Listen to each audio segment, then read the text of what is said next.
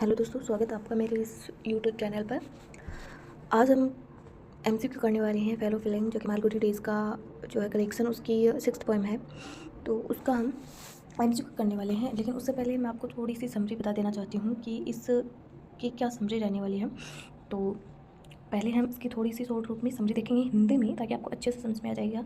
वैसे तो आपने ये पढ़ रखी है कहानी, लेकिन याददाश्त के लिए इसके थोड़ा सा जो है कैरेक्टर्स के बारे में मैं आपको बता देती हूँ। उसके बाद हम क्वेश्चन सॉल्व करने वाले हैं। चलो करते हैं। कहानी का सारांश क्या है। ट्रेन का सफ़र है। ट्रेन के सफ़र के बारे में बताया गया है। तो ट्रेन का सफ़र में क्या क्या जो है होता है, वो सारी चीज़ें हम देखने वाले हैं। ट्रेन का सफ़र में है राजम नाम का एक तमिल ब्राह्मण होता है, और एक जो है न्यू कमर का मतलब है जो नया व्यक्ति आता है ट्रेन में, उसके बीच में झगड़ा हो जाता है। उसके बारे में एक छोटी सी स्टोरी है। तो देखते हैं। राजम अय्यर त्रिची जाने वाली, ये पूछ लेते हैं कि कौन सी जाने, कहाँ उनका उसका जो है डिस्टिंक्शन था। तो जाने वाले एक एक्सप्रेस ट्रेन जो कि मद्रास से बेंगलुरु जा रही थी। आई थिंक उस स्टोरी में मेंशन है ट्रेन मद्रास से बेंगलुरु जा रही, उस ट्रेन में सफ़र कर रही थी राजम अय्यर त्रिची जाने वाली एक एक्सप्रेस ट्रेन के डिब्बे में आराम से सफ़र कर रहे होते हैं। डिब्बे में ज़्यादा भीड़ नहीं होती और माहौल शांत होता है। सेकेंड नंबर का हमारा पॉइंट रहने वाला है गुंडे की एंट्री। अगले स्टेशन पर एक लंबा चौड़ा और कुशल यात्री डिब्बे में चढ़ता है। आते ही वह दादागिरी दिखाने लगता है और वहां बैठे एक सीधे साधे यात्री को धक्का देकर ज़बरदस्ती उसकी सीट छीनने की कोशिश करता है। वह बिना किसी कारण के उस यात्री को अपशब्द करने लगता है। नेक्स्ट होएगा हमारा 3 नंबर पॉइंट, बहस और जातिगत टिप्पणी। जब वह गुंडा हद पार कर देता है तो डिब्बे में बैठे बाकी लोग डर के मारे चुप रहते हैं, लेकिन राजम अय्यर से रहा नहीं जाता। वह बीच बचाव करते हैं बीच बचाव करते हैं। इस पर वह गुंडा और भड़क जाता है और राजा मैयर की ब्राह्मण जाति को लेकर अपमानजनक बातें करने लगता है, जैसे कि ब्राह्मण लोग अंदर ही अंदर सब खाते हैं और सिर्फ बाहर से ढोंग करते हैं। ठीक है, ये कुछ इस प्रकार से। उसके बाद में 4 नंबर पॉइंट रहेगा राजम अय्यर का पलटवार। राजम अय्यर ने किस प्रकार से परिस्थिति को संभाला ही नहीं, उसको जो है उसको ट्रेन से बाहर जाने के लिए मजबूर भी कर दिया राजा मैयर ने लास्ट में। तो 4th नंबर पॉइंट रहने वाला है राजा मैयर अपनी तीखी बुद्धिमत्ता और बातों से उसे जवाब देता है। बात इतनी बढ़ जाती है कि दोनों को बीच हाथापाई, फिजिकल फाइट की नौबत आ जाती है। गुंडा अय्यर को मारने के लिए आगे बढ़ता है, लेकिन जैसे ही आगे बढ़ता है ट्विस्ट आ जाता है कहानी में।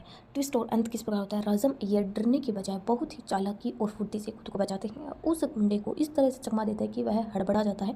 अगले स्टेशन पर गाड़ी रुकते ही वह गुंडा अपनी बेइज्जती से बचने के लिए चुपचाप दूसरे डिब्बे में भाग जाता है। डिब्बे के बाकी यात्री राजम अय्यर के साहस की तारीफ करते हैं और अय्यर वापस शांति से अपनी सीट पर बैठ जाते हैं। तो ये थी हमारी कहानी की छोटी सी समरी, जो आपको समझ में आई होगी, ये रिकॉल हुई होगी आपको, मतलब जो पहले पढ़ा होगा आपने। अब हम चलते हैं हमारे क्वेश्चंस की तरफ। चलिए, तो इसमें भी मैंने पार्ट्स में डिवाइड कर रखा है कि क्वेश्चन को पार्ट्स में कैसे पढ़ते। तो फर्स्ट पार्ट रहेगा कैरेक्टर, सेटिंग, पात्र और पृष्ठभूमि। तो नंबर 1 क्वेश्चन रहने वाला है, who is the main protagonist of the story fellow feeling. Fellow feeling का मेन प्रोटोगोनिस्ट कौन था, ये हमें बताना है। तो स्वामी तो नाम का कोई व्यक्ति भी नहीं था। राजम अय्यर जो है, हमें पता है राजम अय्यर यही मैन प्रोटोगनिस्ट था। कहानी इसी के इर्द गिर्द घूमती है। नेक्स्ट चलते हैं हम। नेक्स्ट क्वेश्चन रहने वाला है, राजम Iyer was travelling in which class of the train compartment. तो हमें पता है कहानी के शुरुआत में ही वो भीड़ भाड़ हो रही ट्रेन के 3rd क्लास के अंदर चढ़ जाता है। तो 3rd क्लास ट्रेन में वह एंटर करता है और अपनी यात्रा प्रिव्यून करता है। What was Rajam Iyer's destination in the story. Rajam Iyer कहाँ जाने वाले थे। मद्रास, मालगुडी, ट्रिची, ऑफकोर्स ट्रिची यहाँ पे जाने वाले थे। नेक्स्ट क्वेश्चन रहने वाला है, at what time of the day is the story set when the train journey is on going जब ट्रेन जा रही थी तो उस टाइम क्या जो है टाइम था, तो मिड डे था, मीन्स आफ्टरनून था। क्वेश्चन नंबर 5 रहने वाला है, how was the compartment environment before the bully passenger entered. जब ब्यूली पैसेंजर जो कि न्यू कमर जो है बोला जाता है स्टोरी में, तो वो एंटर करता है, उस टाइम ट्रेन में क्या माहौल था। एक्सट्रीमली क्राउडेड था और नॉइजी था, या फिर quiet with only few passenger sleeping on benches, या फिर C number option full of people fighting for seats, या D number option completely empty था। तो इसमें रहने वाला हमारा बी नंबर ऑप्शन क्वाइट था, विद ओनली फ्यू पैसेंजर थे स्लीपिंग ऑन बेंचेस। स्लीपिंग से तात्पर्य एक व्यक्ति जिसकी चर्चा की गई है स्टोरी में, जो कि थोड़ी कम एक ही सीट पर मतलब गोल मटोल हो ही जा रहा था, अपने वह पैरों को बांध रहा था। बांध रहने से तात्पर्य है कि अपने पैरों को मोड़कर अपने आप में सिमट होकर पतला दुबला था, इसलिए वह एक गेंद की भांति वह वहाँ पे सोया हुआ था। तो उसी से जो है न्यू कमर, जो व्यक्ति का नाम तो मेंशन नहीं है स्टोरी में, वो भिड़ जाता है। उसी की कारण जो है राजम और उस व्यक्ति की लड़ाई भी हो जाती है। अब जो है मेन हमारा पार्ट रहने वाला है सेकंड पार्ट, जिसमें हम प्लॉट मतलब कहानी की घटनाएं और कॉन्फ्लिक्ट, विवाद, संघर्ष के बारे में बात करते हैं। तो what did the aggressive passenger, bully जो एग्रेसिव पैसेंजर था, जो कि बहुत ही क्रोधी स्वभाव का था, do immediately after entering the compartment, कि कंपार्टमेंट के अंदर घुसते ही, मतलब ट्रेन के डिब्बे में घुसते ही उसने क्या सबसे पहले क्या किया? तो ही स्टोल ए बैग, या फिर ही sat quietly in a corner, he rudely woke up a passenger and demanding his seat, he started singing loudly। वह इंटर करते ही जो गोल गोल हो रखा था व्यक्ति, मतलब एक ही सीट पर सो भी नहीं रहा था, बैठा भी नहीं था, मतलब सोने की कोशिश कर रहा था, तो उस व्यक्ति को जो है खड़ा करने की कोशिश करता है, उसके साथ रूडली व्यवहार करता है। तो ये वह स्टार्टिंग में आते ही, डिब्बे में घुसते ही ये अपना एक्शन लेता है। नेक्स्ट क्वेश्चन रहने वाला है, what excuse did the bully give to justify kicking the other passenger's leg. तो जो न्यू कमर था, व्यक्ति आया था, नया व्यक्ति, उसने क्या एक्सक्यूज़ किया, क्या अपने मतलब उसने बोला कि किस वजह से वह रूडली व्यवहार कर रहा है। तो उसने अपनी बात में सफाई दी कि जो व्यक्ति पैसेंजर जो अपनी टांगों को सिमट कर बैठा हुआ था, सोने की कोशिश कर रहा था, वो मतलब बैठा तो एक ही सीट पर था, लेकिन जिस तरह से वो बैठा था या फिर सो रहा था, वो लग रहा था कि वो मच स्पेस में इलीगली सो रहा है। तो पैसेंजर, उसने कहा सीट देने के लिए, इसलिए तो he said to passenger was occupying too much space illegally. Next question रहने वाला है, why did the other passenger in the compartment remain silent during the bullying. तो जब वो बुलिंग कर रहा था, मतलब कि वह क्रोधित था व्यक्ति, तो उस टाइम पर जो सारे पैसेंजर बैठे थे डिब्बे में, तो वो कुछ कह क्यों नहीं रहे थे, क्यों एक्शन नहीं ले रहे थे, साइलेंट क्यों थे? क्योंकि they were terrified of the bully's large and muscular physical appearance, क्योंकि वह भयभीत हो चुके थे। जो बुली व्यक्ति है, बुली जो पर्सन है, जिस तरह से रूडली व्यवहार कर रहा था, उसका बिहेव देखकर सब डर गए थे, इसलिए। और फिजिकल अपीयरेंस, वो अच्छा खासा मोटा और लंबा जो व्यक्ति था, उसकी फिजिकल अपीयरेंस से भी वो काफ़ी डर गए थे, इसलिए कोई भी उससे पंगा लेना नहीं चाह रहा था। नेक्स्ट क्वेश्चन है, what specific aspect of Rajam Iyer did bully target during their verbal argument. तो जो व्यक्ति बुली पर्सन की बात हो रही है यहाँ पे, तो वो क्या ऐसा उसने स्पेशल बात कही ब्राह्मण के प्रति, जो कि उसे ब्राह्मण को बुरा लगने वाली थी। ऐसी कौन सी बात थी जो ब्राह्मण को, जो व्यक्ति बैठा था, जो कैरेक्टर का नाम है राजम अय्यर, तो उसको बुरा लगने वाली ऐसी कौन सी बात कही थी उस पर्सन ने, बुली पर्सन ने? तो हिज फाइनेंशियल स्टेटस के बारे में कहा था, या फिर हिज ब्राह्मण आइडेंटिटी एंड ट्रेडिशनल अपीयरेंस के बारे में कहा था, या फिर हिज लगेज के बारे में कहा था, या फिर हिज इंग्लिश स्पीकिंग स्किल्स के बारे में कहा था? तो उसने राजम अय्यर के बारे में, हिज ब्राह्मण आइडेंटिटी एंड ट्रेडिशनल अपीयरेंस के बारे में व्यंग्य कसा था उस न्यू कमर ने, इसलिए वह भड़क गया। कौन? राजम अय्यर थोड़ा सा गुस्सा हुआ। थोड़ा क्यों गुस्सा होना स्वाभाविक है, कोई किसी के प्रति जो है जातिगत टिप्पणियाँ करेगा तो। नेक्स्ट 10 नंबर क्वेश्चन है, what accusation did the bully make against Brahmins in general.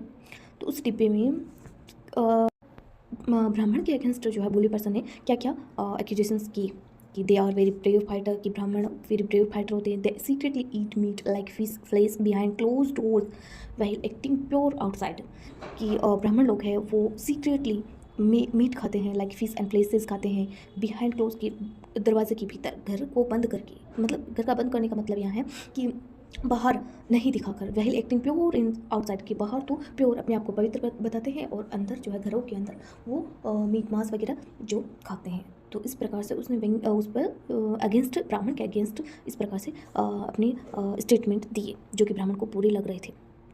Next है थर्ड पार्ट, हम इसका ले रहे हैं क्लाइमेक्स एंड रिजोल्यूशन, मतलब चरम सीमा और अंत।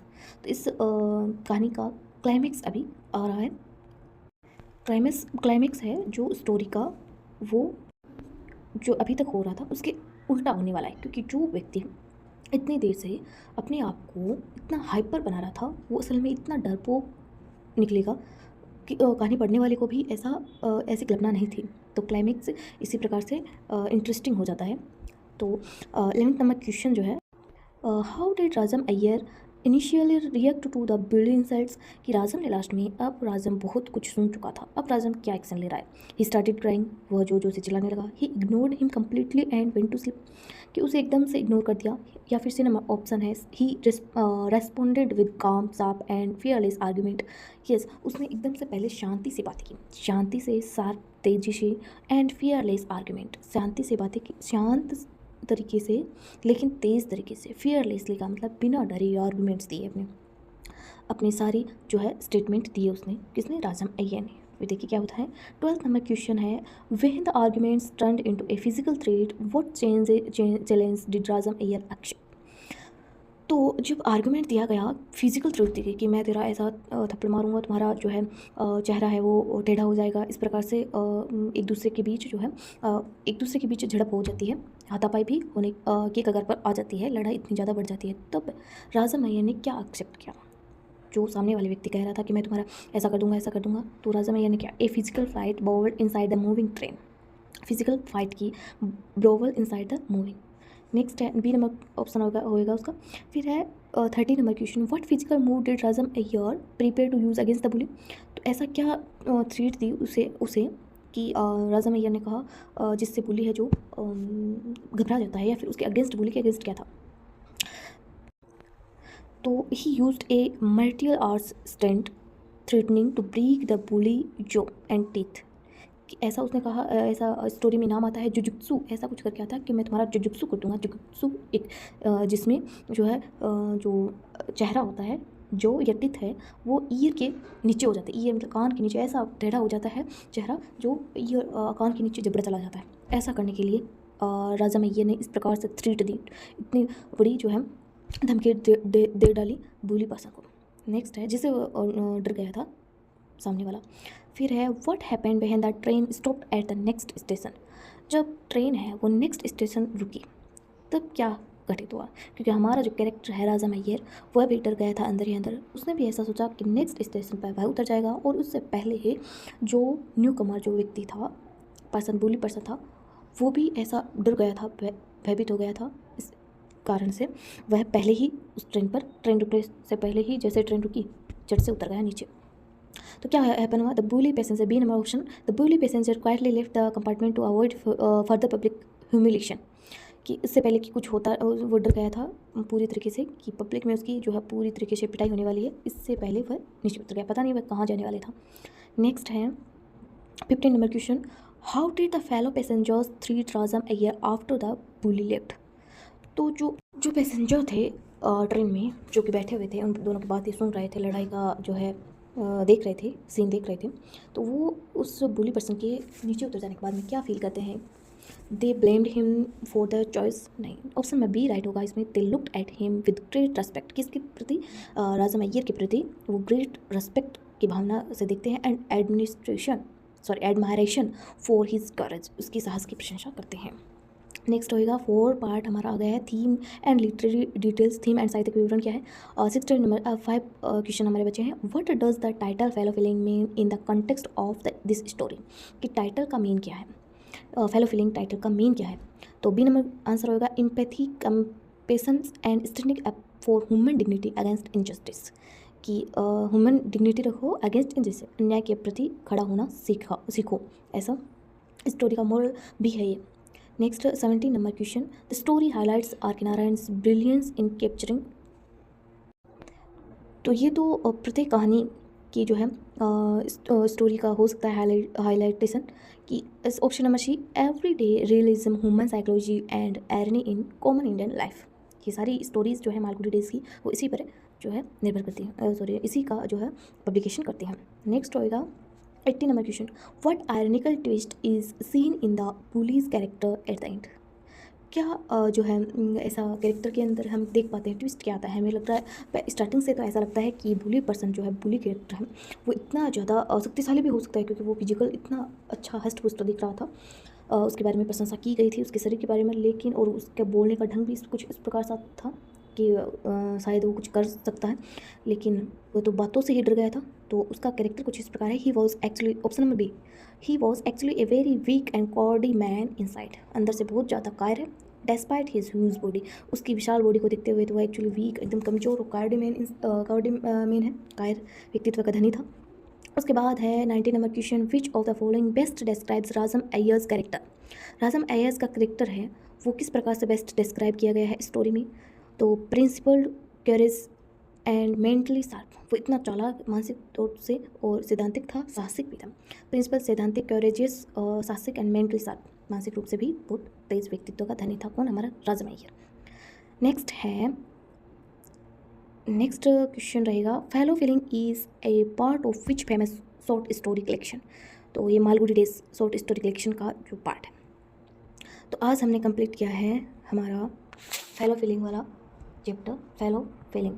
तो आपको यदि पसंद आ रहा है ये मालगुडी डेज की जो कलेक्शन की शॉर्ट स्टोरीज़ के MCQ आप अच्छे से देखकर जो है उसके बाद आप स्टोरी पढ़ना दोबारा से, तब आपको अच्छे से समझ आ जाएगा। अगर वीडियो अच्छा लग रहा है, वो इसकी थोड़ी सी प्रॉब्लम है, अगर आपको अच्छा लग रहा है तो आप सब्सक्राइब कर सकते हैं, वरना तो कोई ज़बरदस्ती नहीं है। Thank you so much.